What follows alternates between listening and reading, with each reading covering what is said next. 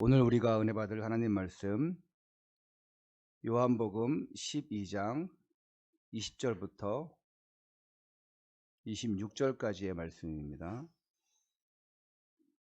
요한복음 12장 20절부터 26절까지의 말씀 다 함께 봉독합니다. 시작.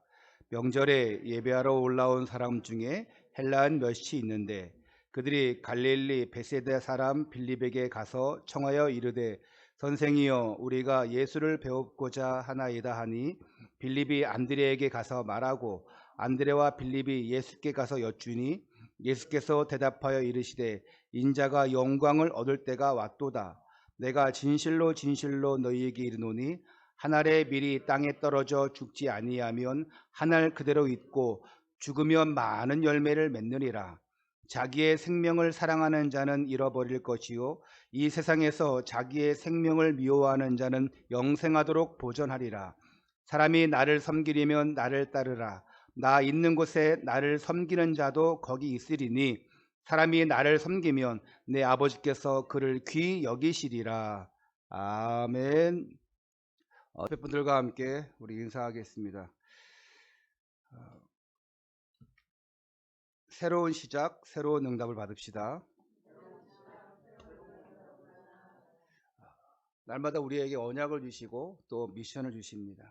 이걸 위해서 우리가 계속 새로운 시작, 새로운 응답을 받아야 돼요. 삼부흥, 개인부흥, 가정부흥, 교회부흥, 이걸 놓고 계속적으로 기도하시면서 응답 받으시기를 축원합니다. 예수님은 인류 구원을 위해서 미션 실현에 앞장섰고 이것은 철저히 하나님 말씀을 따라가면서 움직이셨습니다. 그래서 구약에서 예언된 하나님의 말씀을 그대로 성취되어져 가죠. 이 미션 실현의 첫 번째가 바로 예루살렘 입성이에요. 그 예루살렘 입성을 통하여서 이제 본격적인 미션이 시작되었습니다. 저와 여러분에게도 주어진 미션이 있어요. 그 미션이 뭐냐? 바로 그 첫 번째가 하나님과의 소통이었습니다. 하나님과의 소통은 바로 강단과의 소통입니다. 강단 말씀을 중심으로 오늘의 말씀, 오늘의 기도, 오늘의 전도가 내 삶 속에서 되어지는 것이 그게 바로 하나님과의 소통이지요. 강단과의 소통이지요. 그리고 두 번째 미션이 그 삼원을 가지고 오늘 나의 현장에서 전도자의 삶을 사는 것입니다. 그러니까 교회 안에서는 이 강단 말씀 붙잡고 삼원을 쓰고 들어가고, 그리고 현장에서는 이 미션을 가지고 현장에서 전도자의 삶을 사는 거예요. 이게 저와 여러분에게 주신 미션입니다. 4명 이상 모이지 못하는 설 명절이었지만 아마 제사를 지내는 가정은 제사는 반드시 지냈을 것입니다. 반면에 그 속에서도 가문 복음화를 위해서 흑암과 우상을 꺾고 믿음으로 승리한 성도님도 계셨을 것입니다. 또 그 속에서 우리 가정은 예배드리는 가정이야 해서 딱 뭐 몇 명이라도 모여서 예배드리는 가정도 계셨을 것입니다. 이런 모양 저런 모양으로 우리는 하나님께 영광 돌렸습니다. 바리새인들의 그 하는 말 뭐라 했습니까? 네가 하는 모든 일이 쓸데없다고 이렇게 조롱했습니다. 그런데 거기에 흔들림 없이 예수님은 미션 실현을 위해서 나아가셨습니다. 그것처럼 우리도 여러분에게 주어진 그 삼부흥의 미션 실현을 위해서 나아갈 때에 세상의 그 조롱과 어쩌면 여러분 가까이 있는 사람들에게 있는 그 조롱과 그 비웃는 소리가 나중에는 칭찬과 존경의 소리로 바뀌게 되는, 그래서 정말 여러분들이 이 개인 부흥, 가정 부흥, 교회 부흥에 응답이 있으시기를 축원합니다. 오늘 우리가 살펴볼 말씀은 지난주에 이어서 어떻게 하면 우리에게 주어진 그 미션 실현의 삶을 살 수 있을까에 대해서 예수님이 직접 보여주시고 말씀하고 계십니다. 오늘 제목처럼 우리는 미랄 신앙을 가지면 돼요. 어떻게 하면 미션 실현을 할 수 있냐? 미랄 신앙 가지면 됩니다. 한 알의 밀이 떨어져 땅에 떨어져 죽지 아니하면 한 알 그대로 있고 죽으면 많은 열매를 맺느니라. 아주 의미심장한 예수님의 말씀입니다. 여러분들이 오늘 말씀을 통해서 예수님이 친히 보여주시는 이 미랄 신앙에 대해서 답을 얻는, 그래서 여러분의 삶의 현장에서 풍성한 열매를 얻는 응답이 되시기를 축원합니다. 첫 번째입니다. 진정한 영광의 길. 오늘 본문 읽었지만 20절부터 22절 제가 다시 한번 읽을게요. 명절에 예배하러 올라온 사람 중에 헬란 몇이 있는데 그들이 갈릴리 베세다 사람 빌립에게 가서 청하여 이르되 선생이요 우리가 예수를 배우고자 하나이다 하니 빌립이 안드레에게 가서 말하고 안드레와 빌립이 예수께 가서 여쭈니. 자, 우리가 지금 3주째 이 요한복음 12장 말씀을 살펴보고 있는데 하나님께서 육신이 되어 이 땅에 오셨어요. 그분이 바로 예수님입니다. 예수님이 육신의 옷을 입고 이 땅에 계신 이유, 또 예루살렘에 입성하여서 본질적으로 무엇을 해야 되는지, 그리고 무엇을 할 것인지에 대해서 오늘 친히 보여주시고 말씀하고 계십니다. 그건 뭡니까? 예수님이 친히 해야 될 것이 뭡니까? 십자가 대속 부활의 영광이에요. 예수님이 이거 하시러 이 땅에 육신의 몸을 입고 오셨습니다. 마리아가 그 향유 옥합을 깨뜨려서 예수님의 발에 붓는 그것을 가리켜서 예수님은 장차 나의 장례식을 위해서 준비하는 것이라, 십자가 대속을 위해서 준비하는 것이라 했습니다. 차라리 그것을 팔아서 300데나리온 그거 가지고 가난한 사람들에게 나눠주시 하면서 나무라는 가룟 유다와 같은 사람이 있는 반면에 정말 자신의 온 것을 투자해서 헌신하는 사람도 있었어요. 예수님이 그 일 이후에 예루살렘에 딱 입성하십니다. 왜 입성하시냐? 6월절입니다. 명절이에요. 전 지역에 흩어졌던 이스라엘 백성들이 대부분 예루살렘에 모여서 예배를 드립니다. 근데 이것은 예수님이 나귀 새끼를 타고 예루살렘에 입성하시는데 이 모습은 스가랴 9장 9절에 이미 예언되어 있는 말씀이에요. 보잘것없고 초라해 보이는 것 같지만 이미 예수님 말씀에 철저히 따라가는 거예요. 사람들이 호산나 외칩니다. 이때에 전 세계에 흩어져 있던 사람들을 디아스포라를 하는데 그 디아스포라 유대인 이들이 다 예배드리기 위해서 모이는데 이 중에 헬라인 몇몇이 있었습니다. 그러니까 유대인이 아는 사람은 외국인이죠. 자, 이 헬라인 몇몇이 제자 빌립에게 가서 예수님을 뵙고 싶다고 청합니다. 근데 이들의 그 뵙고 싶다는 요청을 받고 안드레와 상의한 다음에 예수님께 딱 말씀드리는데, 자, 예수님이 다른 말씀하십니다. 뭐 기다려라, 그래 와라, 이것이 아니라 23절 보니까 예수께서 대답하여 이르시되 인자가 영광을 얻을 때가 왔도다. 야, 내가 드디어 영광을 얻을 때가 왔구나, 이렇게 들릴 수 있을 거예요. 아마 제자들도요, 내가 영광을, 인자가 영광을 얻을 때가 왔도다 하니까 야, 드디어 이제 예수님이 높여지는구나. 그리고 우리도 이제 예수님을 따라다닌 그 결실을 얻을 때가 왔구나, 아마 생각했을 거예요. 저렇게 헬라인들, 외국인들까지도 예수님을 찾아오는 거 보니까 때가 오긴 왔구나 생각한 것입니다. 그러니까 제자들이 생각하는 영광이 뭡니까? 높아지는 영광이에요. 이미 군중들도 호산나라고 외치면서 지극히 높은 곳에서 왕이라. 근데 우리를 구원하소서 했는데 그 구원의 목적이 뭡니까? 그 로마의 압제로부터 정치적 메시아를 기다리고 있던 거예요.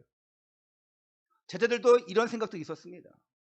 드디어 이제 우리가 예수님을 왕으로 모시고 우리 거기에 신하가 되겠구나.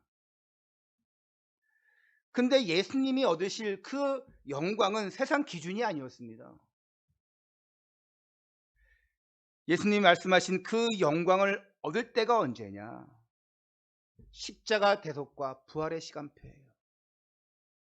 높은 자리에 앉는 것이 아니라 십자가 대속 부활의 시간표에 이르는 것, 그게 영광을 얻을 때입니다. 어떻게 보면 그 고난이 영광이 되어지는 것입니다. 오늘 여러분에게 있는 고난, 복음 때문에 받는 고난이다, 예배 드린다고 받는 고난이다, 그것이 결국 영광 될 줄 믿습니다. 아니, 그냥 영광 받으시면 되지요. 영광을 얻을 때가 왔도다. 그냥 영광 얻으면 되잖아요. 안 그래요? 그냥 구원해 주시면 되잖아요.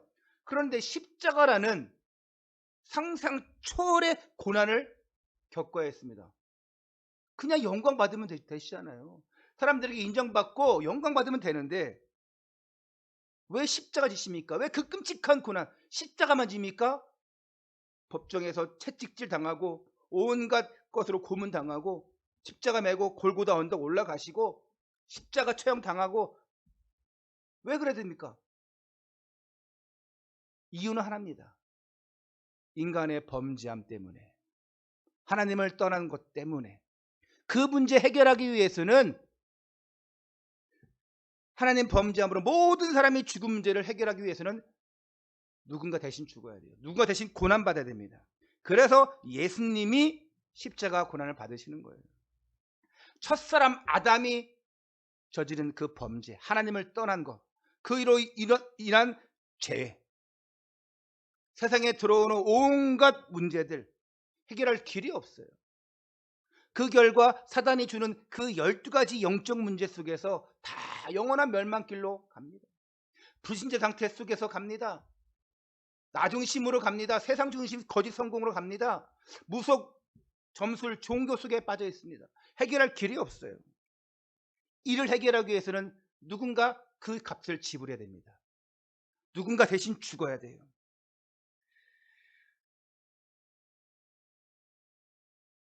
그 조건의 대상이 되는 사람은 누구냐? 아무나 십자가 질 수 있는 게 아니었습니다. 반드시 조건이 있어요. 죄가 없어야 됩니다. 반드시 하나님이어야 됩니다. 하나님은 죄가 없습니다.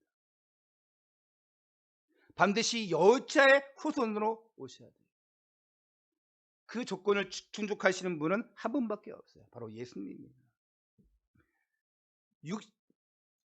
하나님이 친히 육신의 옷을 입고 이 땅에 오셨어요. 그분이 근본 본체 하나님이십니다.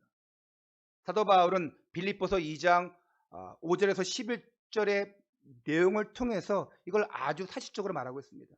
그는 근본 본체 하나님이시나 사람의 모양으로 나타나서 자기를 낮추시고 십자가를 지기까지 하나님 말씀에 복종했다고 말씀하고 있습니다. 그래서 모든 입으로 예수 그리스도를 주라 신하여 하나님 앞에 영광을 돌려라 말씀하고 있습니다.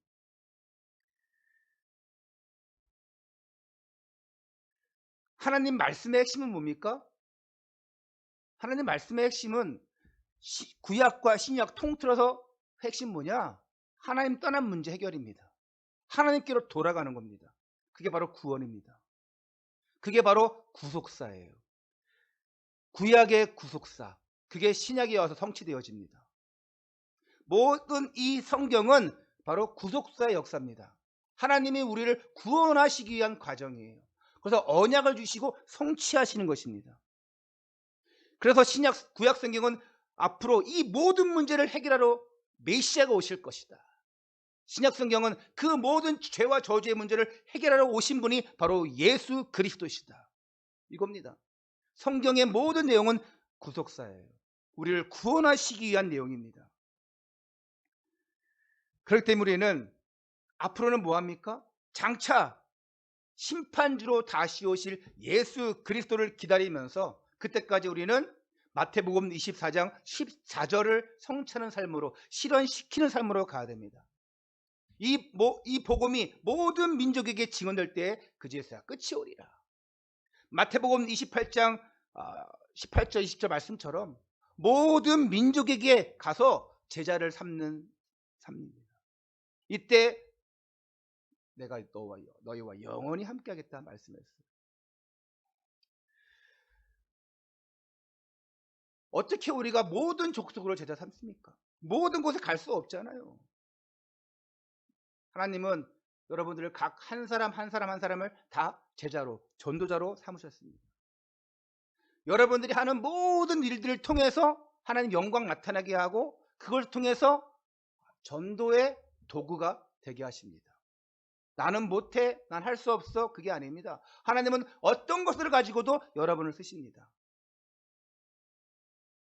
작은 아이가 가진 것으로도 하나님은 영광 받으십니다. 그 여인이 가진 것 전부인데도 그거 영광 받으십니다. 코로나 팬데믹으로 인해서 국내 전도뿐만 아니라 선교지에 나가는 것도, 또 국내에 잠시 들어왔던 선교사님들도 다시 선교지에 못 가는 그런 실정인 이때에 오히려 이런 상황들을 잘 활용해서 전 세계에 복음을 전하는 그런 목사님들도 계시더라고요. 특별히 그 이제 제가 아는 그 정 목사님이나 계신데, 저도 나이는 한참 어려요. 이 친구가 영어를 잘해요. 원래부터 저랑 벌써 15년 지기인데 본인이 그래요. 자기가 영어 회화는 한 75% 정도 되는 것 같다고 이렇게 얘기를 해요. 본인도. 현지인들이 100%라고 하면 한 75% 되는 것 같다 그래요. 근데 이때 우리가 지금 해외 못 나가잖아요. 다 방송으로 하잖아요. 그래서 페이스북으로 이 친구는 이 목사는 전도를 하고 소통을 하는 거예요. 그러다가 항상 자기가 예배하는 거, 기도하는 거 올립니다. 그리고 또 이제 한 사람 한 사람씩 이렇게 외국인도 연결되어지는데, 특별히 저쪽에 동남아, 또 그리고 이슬람권에 이렇게 성도들, 목회자들이 연결이 많이 됐나 봐요. 그 과정이 한 1년 동안 쭉 있던 거예요. 그래서 그들과 소통하면서 문자 나누고 또 페이스북으로 통화하고 이러다 보니까 신기하게 5개 나라에 이렇게 소통이 되어지고 5개 나라 24개 지역의 목회자 또 신학생들 연결되어지고 또 교회와 신학교 세우는 그런 지금 응답의 과정들을 지금 보고 있어요. 인도, 네팔, 또 파키스탄, 방글라데시, 이쪽은 이슬람 힌두권이 있습니다. 저한테 그런 설명을 했을 때 뭐 그런가 보다 했어요. 그런데 보니까 아주 구체적으로 페이스북을 통해서 아주 구체적으로 사역을 하고 있더라고요. 그래서 지금 우리 교단 중심으로 30여 명의 이제 목사님들이 이제 신학 교수로 결성되었고, 또 5인 1조 운영진 조직이 결성되었어요. 그러면서 저한테 연락 오기를, 저한테 후원 이사 회장으로 해달래요. 그 후원 이사 회장이면 후원하는 거 아니냐, 그 돈 많은 사람 하는 거 아니냐. 아니래요. 후원할 수 있도록 이렇게 도와주고 그 사람들을 이렇게 할 수 있도록 독려해주고 하는 거래요. 그분 그러는 거예요. 후원의 이사장이 돈 많으면 좋죠. 근데 그러지 않아도 됩니다. 근데 제가 딱 생각해 보니까, 그래, 이런 직책을 준 거 보면 하나님이 숨겨진 복음의 경제를 주시려나 보다, 뭐 그런 생각도 이렇게 해보는 거예요. 아무튼 간에 안 되고 있는 이때 다른 방법을 통해서 오히려 선교 현장에 더 많은 제자들이 연결되어지고, 그래서 구체적으로 지금 법인 신청까지 다 했어요. 그래서 구체적으로 5인 1조 운영진 다 해가지고 법인 신청하면서 이제 어떻게 우리가 지금 매주 줌으로 해가지고 강의를 하고 기도회를 하고 현지에 있는 그 24개 지역에 이렇게 연결되어 있는데, 기독교를 핍박하는 그 현장에서 또 인터넷도 잘 안 됩니다. 데이터도 없어요. 언제 끊어질지 모르는 그런 상황 속에서 또 스마트폰 가지고 있는 사람들이, 그 좋은 거 가진 사람이 몇 명 없어. 그러니까 그 스마트폰 한 대로 여러 명이 모여서 그 하나 조그만 거 보면서 줌으로 강의를 듣고 또 기도회 하고 막 그래요. 근데 그걸 볼 때 참 느껴지는 것이, 요셉 한 사람이 애굽을 살린 것처럼 제대로 된 제자 한 명이 딱 세워지면 그 현장, 그 나라 살리는 것이 아니냐. 그런 생각을 딱 드는 거예요. 못 사는 나라라고 생각했습니다. 근데 거기 제자가 있어요. 이슬람권이기 때문에 핍박이 심하기 때문에 그렇게 막 페이스북으로 줌으로 못할 거라 생각했어요. 근데 그게 아니더라고요.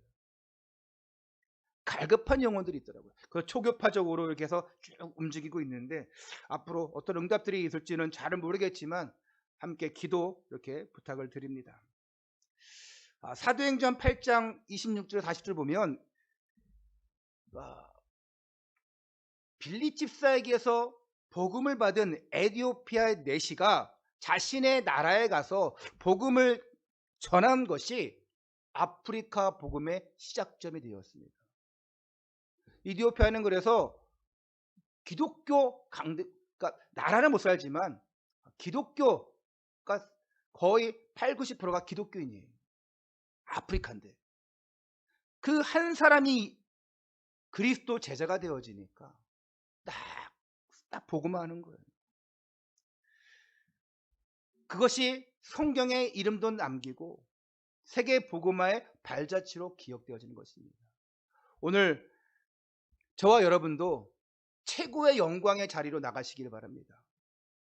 하나님이 십자가 그 영광의 자리로 나가시는 것처럼 오늘 여러분들이 생명 살리는 그 제자로서 하나님께 영광 돌리는 응답의 자리에 서 있기를 축원합니다.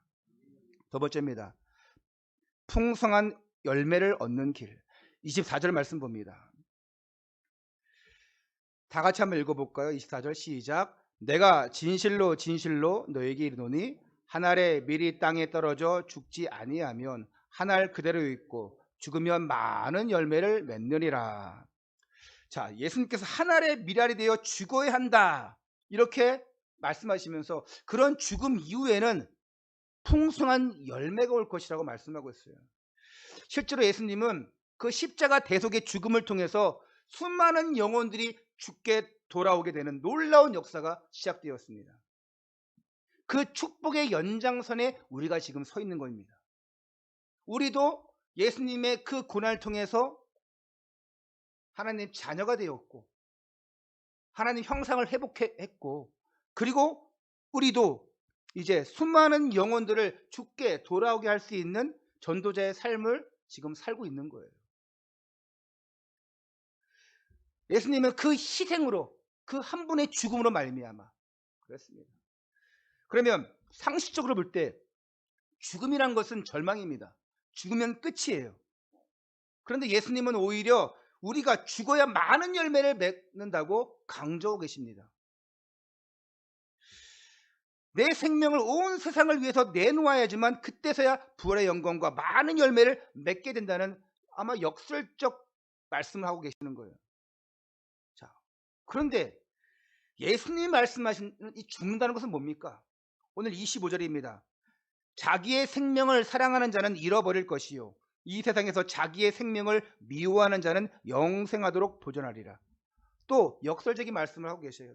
어떻게 보면 이해 안 되잖아요. 내 생명을 사랑하는 자는 잃어버릴 것이다.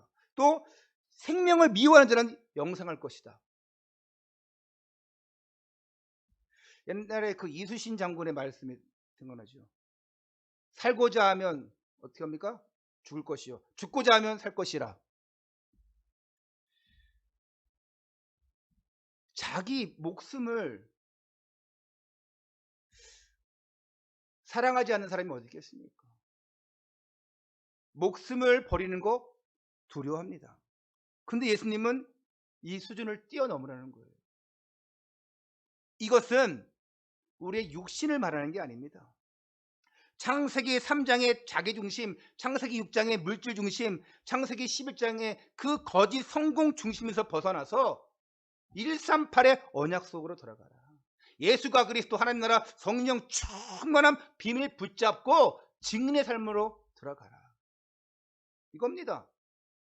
더 이상 그 사단에게 묶여있는 것들 그 굴레에서 벗어버리고 다 버려버리고 다 죽여버리고 138의 언약 속으로 들어가라.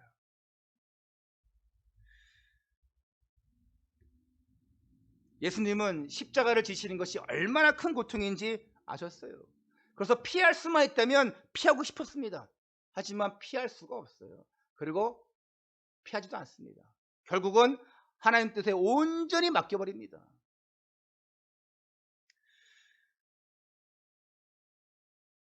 누가복음 22장 42절 보니까 아버지여 만일 아버지 뜻이거든 이 잔을 내게서 옮기시옵소서. 그러나 내 원대로 마시옵고 아버지의 원대로 되기를 원하나이다. 결국은 하나님 뜻대로 하여 주옵소서. 즉 하늘의 미랄이 되는 삶을 통해서 구속사역을 이루시는 거예요. 갈라디아서 2장 20절 뭐라 했습니까? 내가 그리스도와 함께 십자가에 못 박혔나니 그런즉 이제는 내가 산 것이 아니요 내 안에 그리스도께서 사는 것이라. 내가 이렇게 사는 이유가 뭐냐? 나를 사랑하사 나 자신의 몸을 버리신 그 하나님의 아들을 믿는 믿음 안에서 우리가 사는 것이라. 다른 것이 없습니다. 내가 죽는 거예요. 십자가에서 죽는 겁니다. 그렇지 않으면 내 자아가 나오고 그리고 내게 나오고 나무라고 질투하고 주장하고 싸우려고 하고 이럴 수밖에 없어요. 나는 잘났고 남은 못났고 비판할 수밖에 없습니다. 서로 욕하고 비난하고 늘 싸움거리고 갈등거리예요. 여러분 삶이 우리가 그렇지 않습니까? 은혜 받고 돌아갔음에도 불구하고 여러 가지 갈등들이 분쟁들이 있지 않습니까? 그때 내가 그리스도와 함께 십자가에 못 박혔나니 그런즉 이제는 내가 사는 것이 아니요 내 안에 그리스도께서 사는 것이라. 그 하나님의 아들을 믿는 믿음 안에서 사는 것이라. 이런 고백을 하시기 바랍니다. 이런 말이 있습니다. 순교자의 피가 교회의 씨앗이다. 즉 교회는 순교자의 피로 세워진 거예요. 초대교회 배경 보십시오. 이들이 예수님 믿는다는 이유 하나로 이단 시비에 걸려서 유대인들에게 핍박을 받고 또한 예수님 십자가 고난 이후에 더욱더 핍박이 심해지고 바울이 복음을 전하고 베드로가 복음을 전하고 사도들이 복음을 전하고 하는 중에도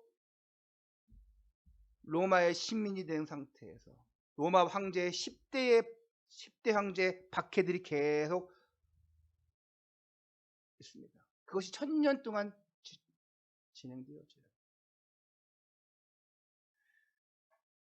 결국은 하나님은 하십니다.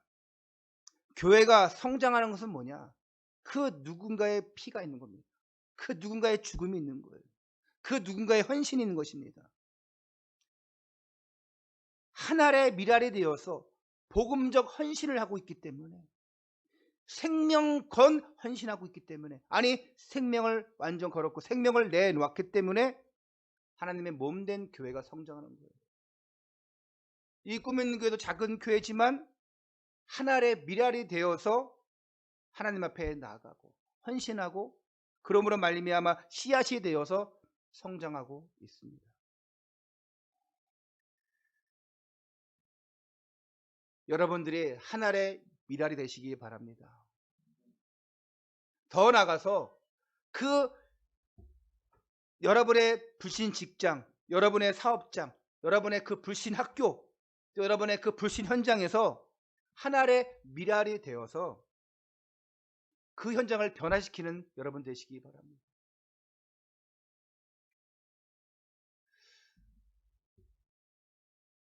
정말 우리가 예수 그리스도 안에 있다면 하늘의 미랄이 되어 있다면 교회뿐만 아니라 현장 살립니다.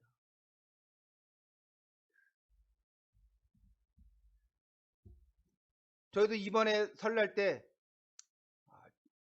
우리 외가 여기 처가도 가고 또 어머니도 만나 뵙고 세배 드리고 했어요. 단 우리는 4명 이상 안 모이려고 노력을 했어요. 5명까지 어쩔 수 없이 된 경우도 있어요. 신고하지 마시고요. 4명 이상 모였다고 해가지고 벌써 지났기 때문에 신고 이제 안 돼요. 현장에서 봐야 되는데. 근데 어떤 사람들은 뭐 제사 지낸다고 뭐 7, 8명, 10명도 모이고 막 그런 데도 많이 있더라고요. 근데 이제 조용히 몰래 모이겠죠. 왜 못 모이냐? 신고할까 그렇잖아요. 근데 어떤 사람이 신고당하냐? 인심 잃은 사람들. 우리 장로님처럼 인심 좋으신 분들은요, 주변에서 신고 안 해요. 네? 인심 잃어봐요. 저 집 누가 오나 보자, 몇 명 오나 보자 가지고 그럴 수 있잖아요. 하나의 미랄이 뭡니까? 뭐가 주어져야 됩니까? 우리는 막 내 거 막 주장하다 보면은 막 분열 일으키고 갈등 일으키고 싸움 일으키고 그래가지고 인정 못 받고 향기 못 내고 그러지 않습니까? 이럴 때 여러분의 평상시 것이 이렇게 딱 보여지는 거예요. 이번 설날 명절 3일 동안 저는 그래도 조금 랩런트들 기대했는데 누가 한 명이라도 찾아와가지고 세배하지 않을까, 아니면 좀 문자나 카톡으로라도 목사님 설날 잘 보내서 이렇게 할 줄 알았는데 한 놈도 진짜 기적적으로 한 놈도 저한테 찾아오거나 뭐 카톡으로 문자로 설날 명절 잘 보내서 한 명도 없더라고. 그래서 섭섭했는데 사모님이 그러더라고요. 우리가 애들을 그렇게 교육한 거예요. 어쩔 수 없어요. 그런 것 같아요.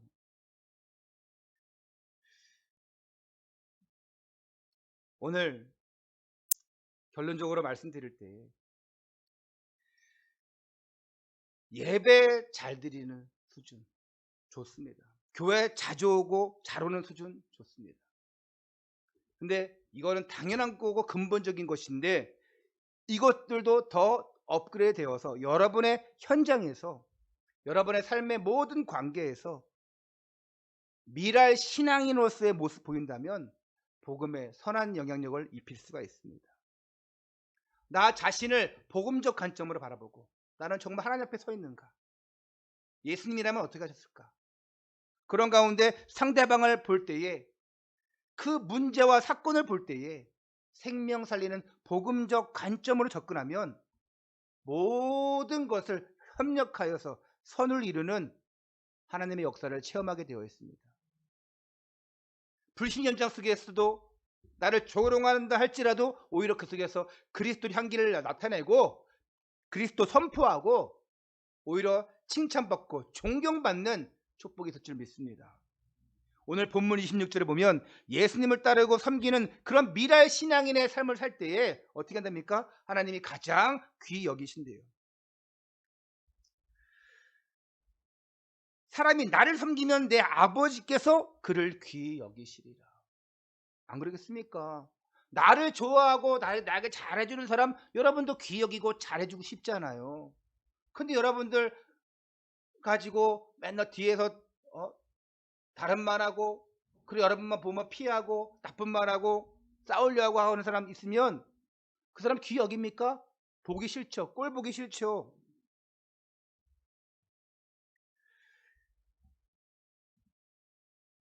진짜 하나님께서 원하시는 사람, 귀히 여기시는 사람, 하늘의 미랄이 돼요.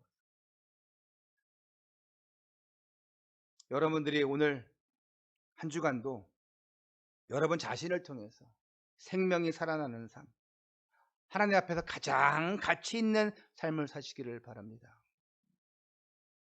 미랄신앙. 그 미랄이 썩어지고 죽어질 때에 많은 열매를 맺는다고 했습니다.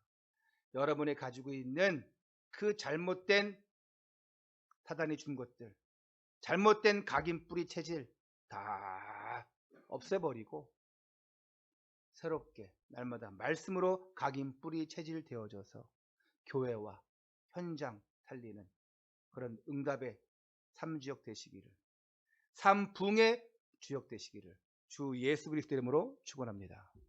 기도하겠습니다. 하나님께 감사를 드립니다. 예수가 그리스도라는 고백을 하게 하시고 하나님의 자녀가 되어서 이제 절대 흔들리지 않는 믿음의 신앙생활 할 수 있도록 인도해 주심을 감사를 드립니다. 오늘도 하나님 앞에 우리 입술을 열고 우리의 귀를 열어서 예배 드릴 수 있도록 인도해 주시니 감사를 드립니다.